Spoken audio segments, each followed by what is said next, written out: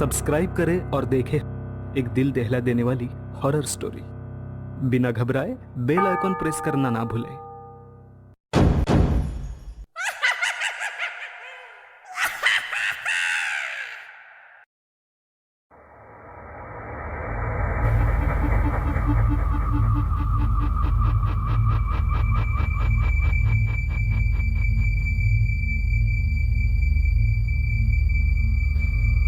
मैं उस डरावनी रात को कभी नहीं भूल सकता, जिस रात मैंने मेरा सबसे अच्छा दोस्त खो दिया। सूरज पाटिल नाम था उसका। सूरज और मैं बचपन से एक दूसरे के साथ थे। दोस्त कम भाई ज्यादा था वो मेरा। 10वीं कक्षा के बाद हम दोनों ने लातूर के एक प्रतिष्ठित कॉलेज में प्रवेश लिया। हमारे लिए लातूर शहर अनजान था, पर कुछ ही दिनों में हम उस शहर का चप्पा चप्पा जान गए, क्योंकि सूरज और मैं दिन भर शहर में बाइक पर घुमा करते थे। पर एक दिन वही रोज रोज शहर में घूमकर हम बहुत ज्यादा बोर हो चुके थे। इसलिए एक रात हमने लॉन्ग ड्राइव पर जाने का फैसला किया। भाई चल, कामे गांव के जंगल में लॉन्ग ड्राइव पर चलते हैं।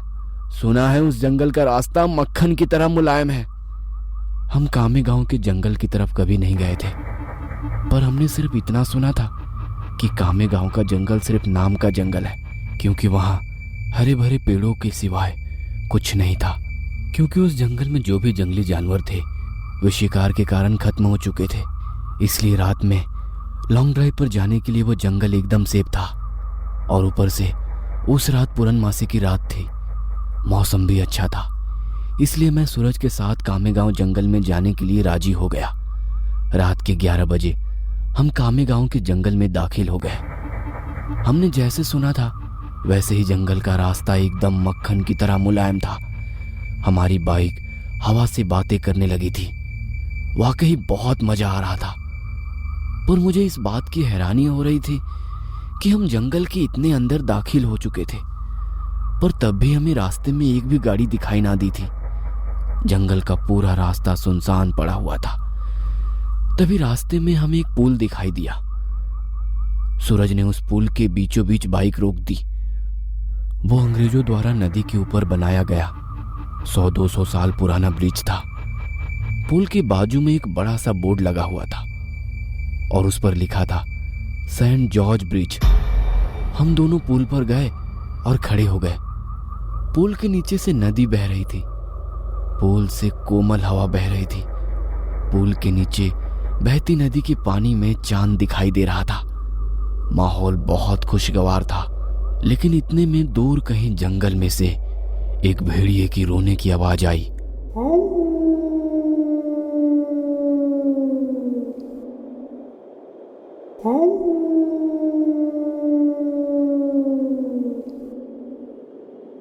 पुल के ऊपर से बहने वाली हवा अचानक से रुक गई।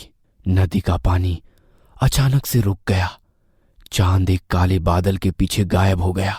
तभी हमारे सर के ऊपर से एक टिटहरी भयंकर आवाज में चीखती हुई मंडराने लगी, मानो वो हमसे कह रही थी कि यहां से जल्दी से भाग जाओ।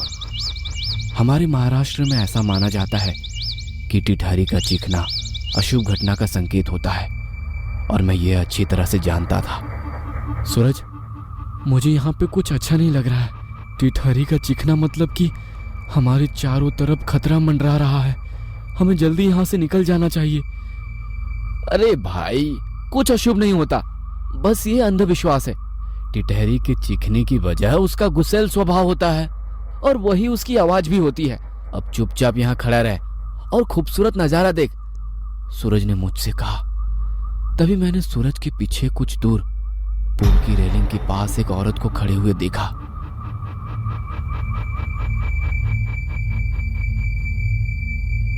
दूर से तो वो दिखने में सुंदर लग रही थी,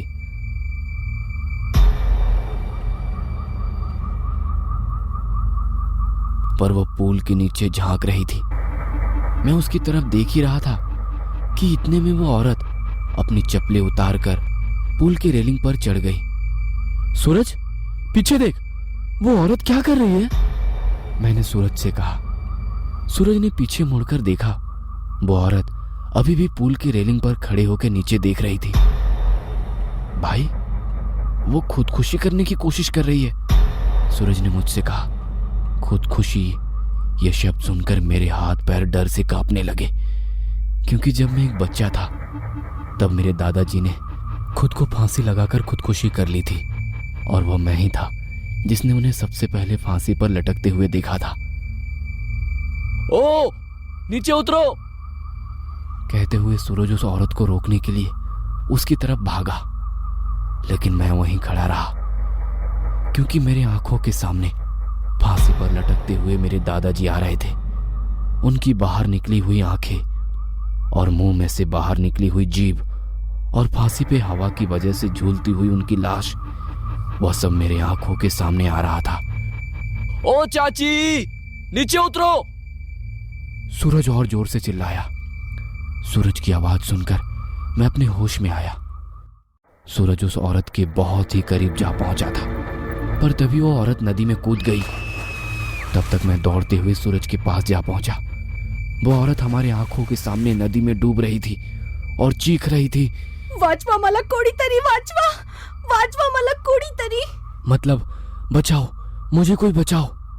पर हम सिर्फ उसे डूबते हुए देख रहे थे, क्योंकि हम दोनों बहुत ज्यादा डर गए थे। वाचवा, ये पुरानो मला वाचवा। वो औरत डूबते हुए हमारी तरफ देखकर चीखने लगी और मदद के लिए गुहार लगाई। उसकी दर्द भरी चीखें सुनकर मेरे तो रोंगटे खड़े हो गए थे, पर तभी सूरज ने उसका टी शर्ट उतारकर मेरे मुंह पर दे मारा और पूल की रेलिंग पर चढ़ गया। रुक जा सूरज, मैं तुम्हें नदी में कूदने नहीं दूंगा। मैंने उसका हाथ पकड़कर उसे रोका। मुझे छोड़, मैं उस औरत को ऐसे मरने के लिए नहीं छोड़ सकता, उसने मुझसे कहा, और मेरे हाथ से अपना हाथ छुड़ाकर वो भी नदी में कूद गया। सूरज नदी में कूदते ही उसने अपने आसपास देखा, पर उसे वो औरत कहीं भी दिखाई नहीं दे रही थी। उसने सोचा कि वो डूब चुकी होगी, इसलिए उसने गहरी सांसें ली और पानी के अंदर डुबकी लगाई। कुछ देर बाद वो नदी की सतह पर आया। मिली क्या? मैंने चिल्लाकर उसे पूछा। नहीं, सूरज पानी में से चिल्लाकर मुझे बोला, और उसने फिर एक बार गहरी सांस ली और नदी में डुबकी लगाई। देवा, सापड़ू तेरे ती भाई। मैंने आंखें बंद करके भगवान से प्रार्थना की, और जब मैंने अपनी आंखें खोली तब मुझे एहसास हुआ कि मेरी दाहिनी ओर कोई है। मैंने झट से दाहिनी ओर देखा और मेरे पैरों तले जमीन खिसक गई, क्योंकि मेरे बगल में ही पूल की रेलिंग पर वही औरत बैठी थी जो कुछ देर पहले नदी में कूद गई थी। वो किसी जंगली जानवर की तरह पूल के रेलिंग पर बैठी हुई थी और नदी में सूरज की तरफ देख रही थी। हाय, कैसे शक क्या है? ये औरत तो अभी अभी नदी में कूद गई थी और मैंने खुद इसे नदी के पानी में डूबते हुए देखा था, तो ये अचानक से वापस इस पुल पर कैसे आ पहुंची? मैं मन ही मन सोच रहा था, पर तभी मेरी आंखें खुली और मैं समझ गया कि ये कोई औरत नहीं बल्कि एक चुड़ैल है, और मैं डर के मारे कांपने लगा। सूरज! मैं डर के मारे जोर से चिल्लाया। तभी उस चुड़ैल ने मेरी तरफ देखा, और जैसे ही उसने मेरी तरफ देखा मैं सिर से पैर तक कांपने लगा। उसका चेहरा काला और आंखें पीली थी, माथे पर बड़ा सा कुमकुम था और नाक में बड़ी सी नथ थी। उसके नुकीले दांत उसके मुंह से बाहर निकले हुए थे और उसके नाखून जंगली जानवर की तरह लंबे और नुकीले थे। क्या हुआ, मुझे ढूंढ रहे हो? उस चुड़ैल ने मुझसे पूछा, और डर के मारे मेरा गस्सा सूख गया। सूरज, हड़ाल! मैं फिर से चिल्लाया और मैंने पुल से नीचे नदी में देखा। सूरज पानी की सतह से हमें घूर रहा था। उसे भी पता चल चुका था कि वह कोई औरत नहीं, एक महिला नहीं बल्कि एक चुड़ैल है। सूरज हमें चौड़ी आंखों से देख रहा था। मैंने सोचा कि यह चुड़ैल अब मुझे इसी पुल पर चीर फाड़ कर मार देगी और फिर मेरे कच्चे मांस को चबा चबा कर खा जाएगी, क्योंकि मैं अकेले ही उसकी पकड़ में आ गया था और डर के मारे मैंने अपने पेंट में पेशाब कर दी। डरो मत, मैं तुम्हें नहीं, उसे अपने साथ नदी में ले जा रही हूँ।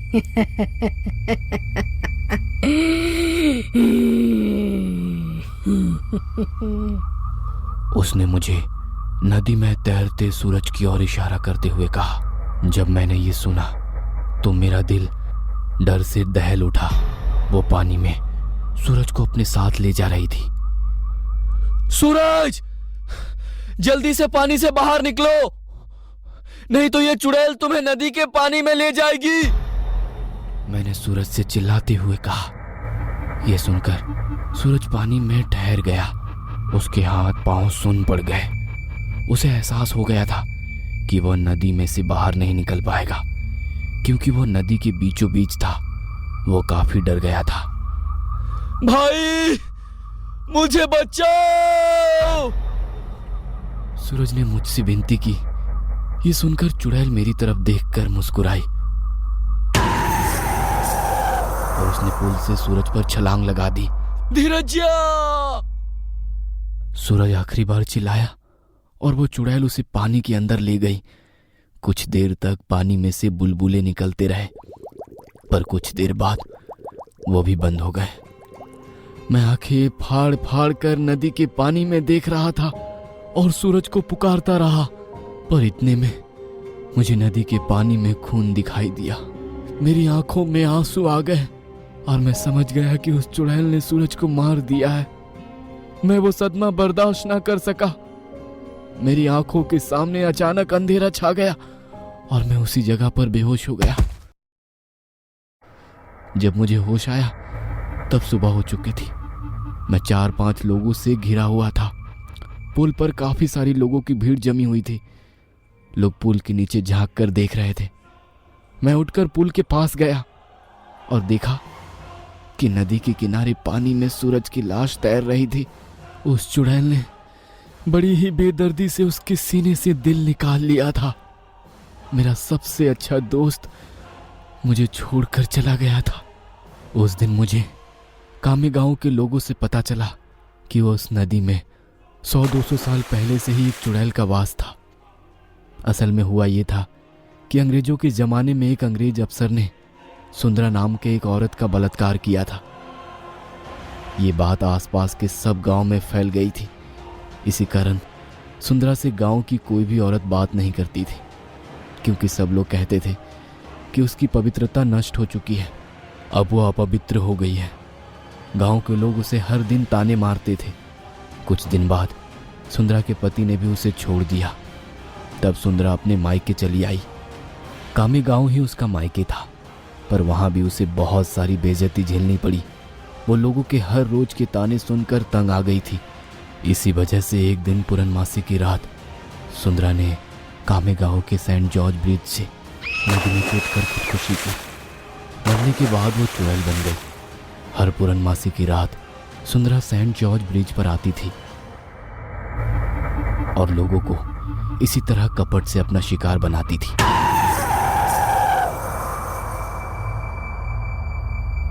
जब